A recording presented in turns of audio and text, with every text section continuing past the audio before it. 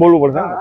મારું નામ બંસીભાઈ નવીનચંદ્ર મણિયાર અને હું પ્રધાનમંત્રી આવાસ યોજનામાં પોલીસ હેડક્વાર્ટરની પાછળ સર્વેશનમાં રહું છું. પ્રથમ તો હું આપણા લશ્કર અને વડાપ્રધાન નરેન્દ્રભાઈ મોદીનો આભાર માનું છું કે જેને આ સ્ટ્રાઇક કરી અને 90 જણાને ઉડાડી દીધા. જેને બધાને બહુતેર હુર પાસે મોકલાવી દીધા. જે બહુતેર હુર માટે બહુ ઊંચા નીચા થતા હતા એને બહુતેર હુર પાસે મોકલાવી દીધા. અને એના માટે હું આ 2 જણાનો આભાર માનું છું. અને બીજું હું કે અત્યારે આપણે લગભગ માનો ને 75 વર્ષથી આપણે આઝાદ છીએ, પણ 75 વર્ષની અંદર આતંકવાદથી આઝાદ નથી થયેલા. આતંકવાદ કાયમ માટેનો આપણો એટેક રહેલો હતો. હવે જે નરેન્દ્રભાઈ મોદીએ ચાલુ કર્યું છે અને શરૂઆત કરી છે એના માટે હું મીઠું મોઢું કરાવવા માટે બહાર નીકળ્યો હતો.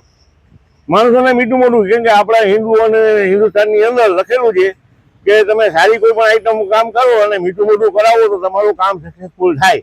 એના માટે હું નરેન્દ્રભાઈ મોદીને સક્સેસફુલ થાય એના માટે હું આ મીઠું મોઢું કરાવવા માટે નીકળેલો.